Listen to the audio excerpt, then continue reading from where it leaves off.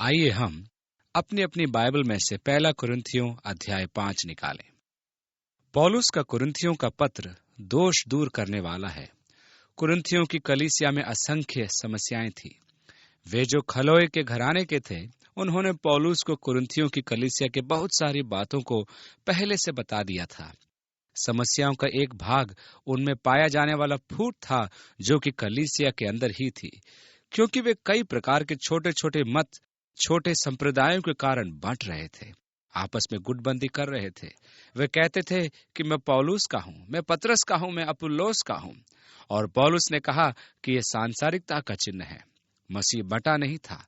वे सेवक जो उनमें वचन की सेवकाई करते थे, उनके पास होड़ करने वाली सेवकाई नहीं, परंतु संपूरक सेवकाई होनी चाहिए थी। और हमें कलीसिया को तथा कलीसिया के अंतर्गत विभिन्न प्रकार की सेवाओं को होड़ करने वाली सेवाओं के बदले पूरक सेवा के रूप में देखना चाहिए। मैं ऐसा महसूस नहीं करता कि हमारी कलीसिया वास्तव में अन्य किसी चर्च से होड़ कर रही है, न ही इसे अन्य कलीसिया से होड़ ही करनी चाहिए। हम तो दूसरी कलीसियाओं के लिए संपूरक होने चाहिए और उस भाग या अंश को भरना चाहिए जिसे वे नहीं कर रहे हैं, जैसे कि वे हमारे भाग या अंश को भर देते हैं जिसे हम नहीं कर सकते। और इस प्रकार कलीसियाओं को कभी होड़ करने वाली नहीं, बल्कि संपूरक होना चाहिए। फिर भी कुरिन्थियों की कलीसिया इस होड़ में गिर चुकी थी। छोटे से होड़ करने वाले समूह मसीह की देह को विभाजित कर या बांट रहे थे, जो कि सांसारिकता का चिन्ह था। अब अध्याय 4 के अंत के साथ पौलुस ने उनको सुधारने का काम वास्तव में पूरा किया। यहाँ तक कि उसने उन्हें गुटबंदी के प्रति झिड़का, जो कि कलीसिया के अंदर थी, और अब वह और भी अधिक गंभीर एवं जटिल समस्याओं को निपटने में आगे बढ़ता है। अनैतिकता की समस्याएं जो कि कलीसिया के अंदर मौजूद थी। पहला पद, यहाँ तक सुनने में आता है। यह वाक्य साधारण तो उड़ती खबर वास्तव में यहाँ तक सुनने में आता है, अर्थात ऐसी अफवाह फैल रही है, या अन्य शब्दों में यह सामान्य ज्ञान के रूप में मैं बोल रहा हूं कि तुम में व्यभिचार होता है, वरन ऐसा व्यभिचार जो अन्य जाति में भी नहीं होता, कि एक मनुष्य अपने पिता की पत्नी को रखता है। इसलिए वहां कुरिन्थ की कलीसिया में एक मनुष्य अपने सौतेली मां, अपने पिता की पत्नी के साथ व्यभिचार में लिप्त था, और कुरिन्थियों की कलीसिया उनकी इस कहासुनी को सुलझाने में उलझी थी कि मैं कैफा का हूं, मैं अपुल्लोस का हूं, क्योंकि उन लोगों ने कलीसिया में एक ऐसी दशाओं को होने दिया था। सच्चाई में तो वे इस सच्चाई में घमंड से भर गए थे कि वे देह के अंदर ऐसी बातें चलने देने को सहन कर सकते थे। उनका इस प्रकार का घमंड करना उनकी दृष्टिकोण का उदारीकरण था, जैसा कि दुर्भाग्यवश आज कई कलीसियाएं अपने उदारवादी विचारों पर घमंड करती हैं। दूसरा पद, तुम घमंड करते हो। वास्तव में तो तुम इस दशा के प्रति अपनी उदार मनोवृत्ति पर घमंड कर रहे हो, और तुम शोक तो नहीं करते अथवा इस दशा पर शोकित नहीं होते जो विद्यमान थी, जिससे ऐसा काम करने वाला तुम्हारे बीच में से निकाला जाता। पद 3, मैं तो शरीर के भाव से दूर था, परंतु आत्मा के भाव से तुम्हारे साथ होकर मानो उपस्थिति की दशा में ऐसे काम करने वाले के विषय में ये आज्ञा दे चुका हूं। पौलुस कहता है, मैं तो पहले ही अपना मन बना चुका हूं, और मैं तो पहले ही से इस दशा का दंड दे चुका हूं। और वो आगे चौथे पद में लिखता है कि जब तुम और मेरी आत्मा हमारे प्रभु यीशु की सामर्थ के साथ इकट्ठा हों, तो ऐसे मनुष्य हमारे प्रभु यीशु के नाम से शरीर के विनाश के लिए शैतान को सौंपा जाए, ताकि उसकी आत्मा प्रभु यीशु के दिन में उद्धार पाए। यीशु ने कहा, यदि तेरा भाई तेरे विरुद्ध पाप करे, तब तू अपने भाई के पास जा और उससे समझौता कर ले, और यदि वह तुझे ग्रहण करता है, तब तो तूने अपने भाई को जीत लिया। परंतु यदि वह तुझे स्वीकार न करे, तब तू अपने साथ कुछ गवाहों को लेकर जा, और तू उसके पास जा, जिससे कि पाप से निपटा जा सके। परंतु यदि वह गवाहों को स्वीकार नहीं करता है, तब तो उसे बहिष्कार कर दे। अब वह तेरे लिए एक मूर्ति पूजक या निकम्मा ठहरे। पहला विचार हमेशा उस भाई के लिए आता है जो कलीसिया के अंदर पाप में है, कि वह सुधारा जाए। पहले उस सुधारने की खोज में लग पड़ना, सबसे पहले तो बुरी दशा में सुधार लाने में लग पड़ना। पौलुस ने गलातियों को उत्साहित किया और कहा, यदि कोई मनुष्य किसी अपराध में पकड़ा भी जाए, तो तुम जो आत्मिक हो, नम्रता के साथ ऐसे को संभालो, और अपनी भी चौकसी रखो कि तुम भी परीक्षा में न पड़ो। इसलिए उस भाई के संबंध में जो पाप में गिर चुका है, पहला कर्तव्य यह है कि उसके पास नम्रता की आत्मा में जाना, उसकी दशा के प्रति शोकित होना, प्रभु के साथ सही चाल चलन में उसे सुधारने की भरसक कोशिश करना। फिर चाहे उसे सदस्यता से निकाल ही क्यों न दिया जाए, इसमें सुधारने का विचार ही निहित होता है। इसलिए यहां तक कि इस भाई के लिए पौलुस कह रहा है, मैं पहले ही न्याय कर या आज्ञा दे चुका, उसे बाहर करो। शरीर के विनाश के लिए उसे शैतान को सौंप दो, उसकी देह के विनाश के लिए नहीं, पर शरीर के काम के विनाश के लिए, अर्थात यह कि शरीर के अनुसार चलने वाला जीवन नष्ट हो सके, यह कि उसे कलीसिया की संगति से निकाले जाने से वह उस पाप की गंभीरता को जानेगा जिसे वह कर रहा है, अर्थात उसे कलीसिया के जीवन एवं कलीसिया के अंदर मसीह के जीवन से विमुख या बहिष्कृत कर देना है।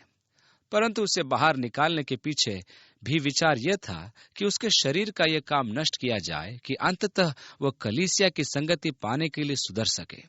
और यह मूलभूत दृष्टिकोण हमेशा सुधार के लिए ही रहा है, क्योंकि यह यीशु मसीह का कार्य है कि जो खो गया है उसे ढूंढे और बचाए। और कलीसिया को इस प्रकार का होना है जब हमें कलीसिया के अंदर ऐसे मामलों से निपटना हो। और फिर ऐसे समय होते हैं जब हमें गंभीर नैतिक समस्याओं से निपटना पड़ता है, जहां हमें लोगों से कहना पड़ता है कि वे कैलवरी चैपल लौट कर न आए। आप उस समय तक वापस लौट कर न आए जब तक कि आप अपने जीवन में इस समस्या का निवारण न कर लें। परंतु इसमें सुधार का विचार निहित होता है। अब उन्हें शैतान को सौंपने में क्या निहित होता है, वह भी शरीर के विनाश के लिए, मैं पूर्ण रूप से निश्चित नहीं हूं। पौलुस तीमुथियुस को लिखते हुए एक दो व्यक्तियों के लिए कहता है।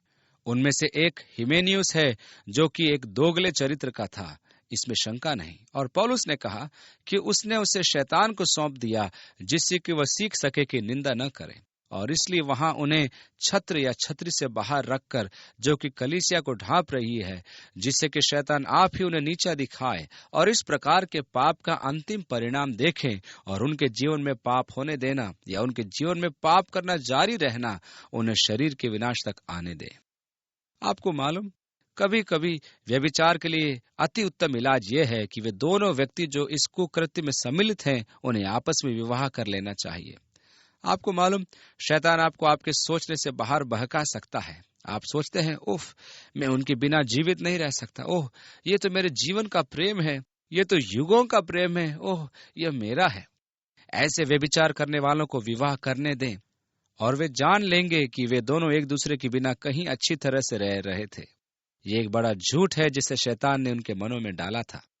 इसलिए इस मामलों पर ऐसों का बहिष्कार शरीर के विनाश को आरंभ करता है। उत्तेजना, मोहकता, संपूर्ण बात का सम्मोहन सभी का नाश करता जाता है। और पौलुस की फटकार, ऐसा मनुष्य हमारे प्रभु यीशु मसीह के नाम से शरीर के विनाश के लिए शैतान को सौंपा जाए, ताकि उसकी आत्मा प्रभु यीशु के दिन, न्याय के दिन में उद्धार पाए। 6 पद, तुम्हारा घमंड करना अच्छा नहीं।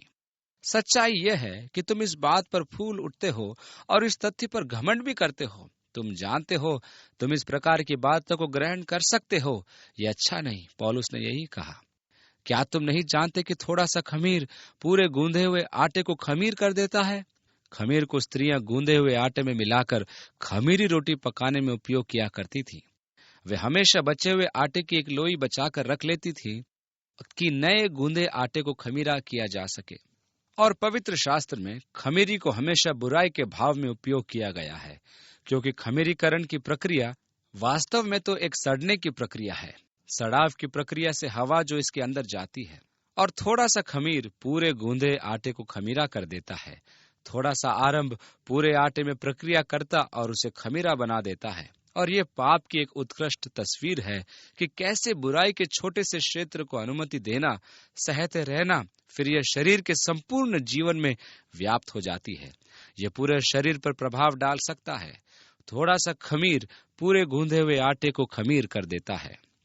7वां पद, पुराना खमीर निकालकर अपने आप को शुद्ध करो कि नया गूंधा हुआ आटा बन जाओ, ताकि तुम अखमीरी हो, क्योंकि हमारा भी फसह जो मसीह है बलिदान हुआ है।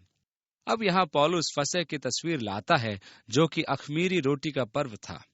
फसह की तैयारी करने में, अर्थात 14 अप्रैल, यहूदी खमीर की तलाश में अपना पूरा घर छान मारते थे कि यदि घर में किसी प्रकार का खमीर हो तो उसे दूर कर दें।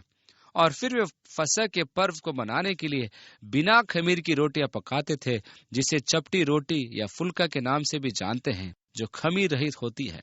खमीर एक प्रकार का पाप माना जाता था और इसलिए फसह का पर्व अखमीरी रोटी का पर्व था और इसे अखमीरी रोटी के पर्व के नाम से जाना जाता था।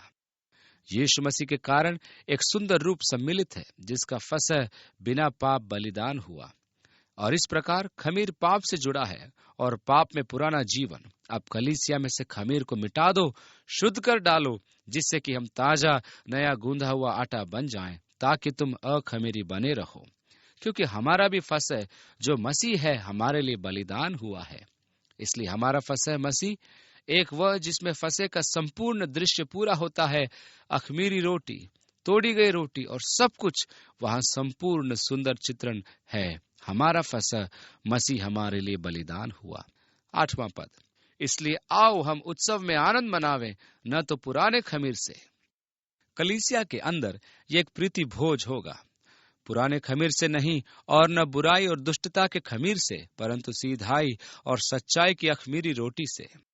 जब हम एक साथ मिलते या इकट्ठे होते हैं, तो आओ हम ईमानदारी के साथ एक दूसरे से मिलें। आओ हम सच्चाई से एक दूसरे के साथ मिलें। आओ हम सत्य निष्ठा और सत्य में आराधना करें।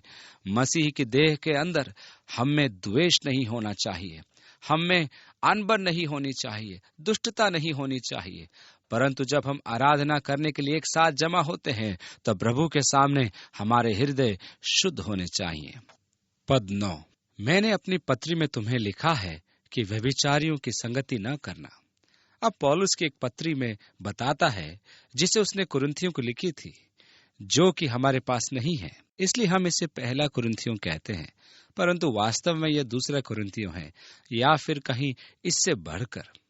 हम नहीं जानते कि उन्हें पौलुस ने कितने पत्र लिखे थे, परंतु उसने एक पत्री का संदर्भ दिया है जिसे वह उन्हें पहले ही लिख चुका था। वह कहता है, मैंने अपनी पत्री में तुम्हें लिखा है कि व्यभिचारियों की संगति न करना।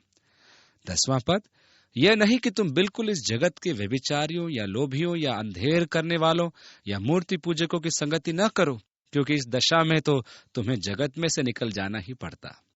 अब पौलुस यहाँ कलीसिया में हमारी संगति और संसार में हमारी ज्योति के बीच में एक पक्का अलगाव और अंतर कर रहा है। कलीसिया के अंदर हमें न तो व्यभिचारियों, न लोभियों या अंधेर करने वालों या मूर्ति पूजकों के साथ संगति करनी है। कलीसिया के बाहर हम एक ऐसे संसार में रहते हैं जो व्यभिचार से भरा पड़ा है, लोभी लोगों से भरा पड़ा है, मूर्ति पूजकों से भरा पड़ा है। और मसीही जीवन को कभी भी एक मठवासी जैसा जीवन नहीं होना चाहिए। एक शुद्ध जीवन जिया जाए, इसके लिए परमेश्वर ने कभी यह नहीं चाहा कि आप किन्हीं ऊंची दीवारों के पीछे मठ में बंद हो जाएं और संसार से अलग अपने आप को कर लें। परमेश्वर का इरादा यह है कि तुम उस जगत की ज्योति बनो और प्रकाश को पैमाने के नीचे या दीवारों के पीछे मत रखो, पर इस संसार में चमको कि वे जो संसार में हैं उन्हें प्रकाश मिले। इसलिए जबकि मैं संसार के साथ बर्ताव कर रहा हूं, तब मुझे उन लोगों से भी बर्ताव करना है जो अनैतिक हैं, जो लोभी हैं और जो मूर्ति पूजक हैं। परंतु जब मैं कलीसिया में आता हूं और परमेश्वर के लोगों से एक साथ मिलता हूं, तब मुझे एक पूर्ण भिन्न वातावरण में मिलना चाहिए। वहां पवित्रता होनी चाहिए, एक साथ मिलने वाली देह के अंदर शुद्धता होनी चाहिए। अब ये एक रुचिकर बात है कि पौलुस इन 3 बुनियादी पापों की सूची देता है: व्यभिचार, लोभ और मूर्ति पूजा। जब आप व्यभिचार पर दृष्टि करते हैं, ये आपके विरुद्ध वास्तव में पाप है। ये एक पाप है जिस पर वास्तव में मतलब का चिन्ह लगा है, परंतु ये किसी दूसरे व्यक्ति का लाभ उठाना है, उनके प्रति केवल यौन संतुष्टि के लिए सोचते रहना, एक व्यक्ति के रूप में वास्तव में उसकी कुछ भी चिंता न करना, परंतु केवल यह कि अपनी हवस पूरी करना। वे एक वस्तु बन जाते हैं, इसलिए यह दूसरे व्यक्ति के प्रति वास्तव में पाप है, एक पाप जिस पर स्वार्थ द्वारा चिन्ह लगा है। लोभ निश्चय ही पूर्णता स्वार्थी लोलुपता या लिप्सा है, अर्थात वह वास्तव में केवल अपने लिए प्राप्त करना या मैं जैसे चाहूं अपने लिए प्राप्त करना है। परंतु मूर्ति पूजा परमेश्वर के विरुद्ध पाप है, अर्थात यह कि परमेश्वर को छोड़ किसी अन्य की उपासना करना। जब एक व्यक्ति एक मूर्ति की स्थापना करता है तो हम इसे लकड़ी या चांदी या सोने से खोदकर एवं गढ़कर बनाए गए किसी आकृति के रूप में ही ना सोचे, क्योंकि एक व्यक्ति अपने लिए किसी कार या एक बगीचा या भवन को मूर्ति बना सकता है, या ये उसके लिए मूर्तियां बन सकती हैं, उसकी पूजनीय वस्तुएं बन सकती है। यह कितना आश्चर्यजनक है कि कितने लोग भवनों को ही अपनी पूजनीय वस्तु मूर्ति बना लेते हैं। जब हमने एक छोटे से चैपल से कुछ दूरी पर दूसरी जगह स्थान परिवर्तन किया तो वहां ऐसे लोग थे जिनकी आशंकाएं थीं। अरे बाप रे, इस चैपल को बदलना, अरे यहीं तो मैंने उद्धार पाया था, अरे आप नहीं जानते हम इस स्थान को छोड़ नहीं सकते। आओ हम 3 तंबू बनाएं और ठीक यहीं टिक जाएं, यहीं तो परमेश्वर मुझसे मिला था। जब कभी एक व्यक्ति एक मूर्ति, एक प्रतिरूप बनाता है तो सबसे पहले तो ये संकेत देता है कि उसने परमेश्वर की उपस्थिति की सच्ची चेतना अपने जीवन के अंदर खो दी है, और इसलिए ये उस बात का एक स्मरण दिलाता है जिसे मैंने एक बार अनुभव किया था। पुराने नियम में जब हिजकिय्याह राजा बना, इज़राइल मूर्ति पूजा में लीन हो चुका था। हिजकिय्याह एक सुधारक था और उसके कार्यों में से पहला कार्य यह था कि उन बाग बगीचों को कटवा दे जिनमें इज़राइली झूठे देवी देवताओं की उपासना किया करते थे और उनकी मूर्तियां स्थापित कर लेते थे, और जो विभिन्न प्रकार की वेदियां देवी देवताओं के लिए इज़राइल में बनाई गई थी उसने उन्हें तुड़वा दिया। और तब वचन कहता है, जंगल में मूसा ने जो पीतल का सांप बनवाया था उसने उसे टुकड़े टुकड़े करवा दिया और उसने कहा, नहुशतान। आपको मालूम, जब मरुस्थलीय जंगल में इज़राइलियों की छावनी में विषैले सांपों की विपत्ति आ पड़ी, तब मूसा ने जंगल में उस सांप की प्रतिमा बनाकर टंगवाई थी। और जब विषैले सांप लोगों को काटने लगे और वे मरने लगे, तब यहोवा ने मूसा से कहा, पीतल का एक सांप बना और छावनी के ठीक बीच में उसे एक ऊंचे खंबे पर लटका दे, और जिस किसी को सांप ने काटा हो, यदि वे उस खंबे पर टंगे सांप को देखें तब वह बच जाएंगे। पुनः यीशु मसीह की एक अत्यंत सुंदर तस्वीर, जब स्वयं यीशु ने निकोदेमुस से कहा, और जिस रीति से मूसा ने जंगल में सांप को ऊंचे पर चढ़ाया, उसी रीति से अवश्य है कि मनुष्य का पुत्र भी ऊंचे पर चढ़ाया जाए, ताकि जो कोई उस पर विश्वास करे वो अनंत जीवन पाए। इसलिए सांप पाप का प्रतीक है। पीतल का सांप पाप के न्याय का प्रतीक है, क्योंकि पीतल न्याय के दंड का तगमा या पदक है, सांप पाप का चिन्ह है। इसलिए यीशु पर दृष्टि करना और यह देखना कि मेरे पाप का न्याय किया जा चुका है, अब मेरा पाप मुझे मार न डालेगा, यह मुझे नाश न करेगा, पर चूंकि यीशु मेरे लिए क्रूस पर चढ़ाया गया, इसलिए उसको देखने के द्वारा मैं जीवित रहूंगा।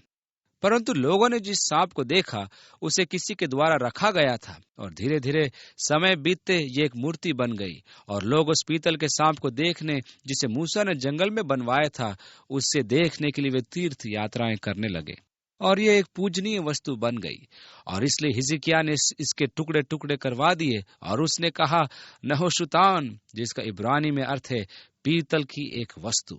यह कोई देवता या ईश्वर नहीं, यह परमेश्वर का प्रतीक नहीं, यह तो मात्र पीतल की एक वस्तु है। और जब हम भवनों से जुड़ने लगते हैं तब हमें यह जानने की आवश्यकता है कि यह पत्थर की वस्तु है, एक लकड़ी की वस्तु है, यह मात्र एक इमारत या भवन है, और इसलिए हमें उससे इस कारण जुड़े नहीं रहना चाहिए कि यह वह स्थान है जहां परमेश्वर से मेरी भेंट हुई थी। आप देखिए, प्रत्येक दिन मुझे परमेश्वर के साथ ताजा अनुभव होना चाहिए, और यह सच्चाई है कि मैं एक मूर्ति खड़ी करना चाहता हूं।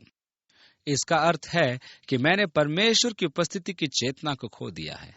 मैं वापस किसी को प्राप्त करने में लगा हूं जिसे मैंने खो दिया था, और अब स्मृति चिन्ह को स्थापित करके उसे पुनः पाने का प्रयास कर रहा हूं।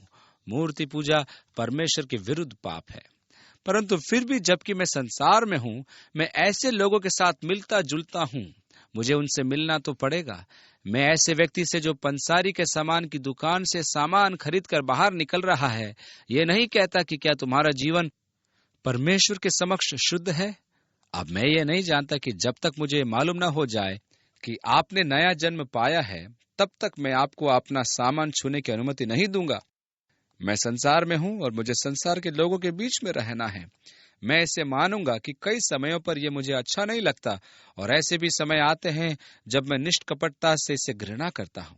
जब कुछ लोगों के मुंह से गंदी बात निकलती है, तब स्पष्टता से मैं घृणा करता हूं। जब वे अपनी मोरी का ढक्कन खोल देते हैं और उसे कमरे से होकर निकलने देते हैं, तब ये मुझे घृणित लगता है।